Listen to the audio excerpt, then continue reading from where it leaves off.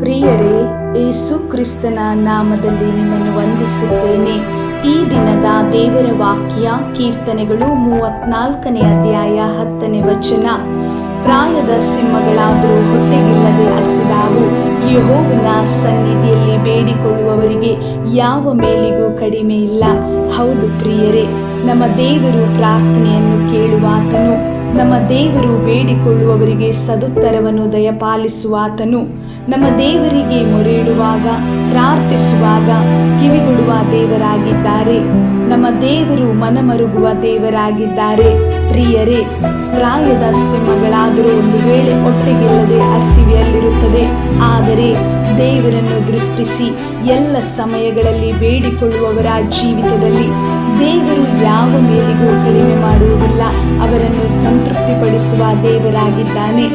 ದೇವರು ನಿಮ್ಮನ್ನು ಆಶೀರ್ವಾದಿಸಲಿ.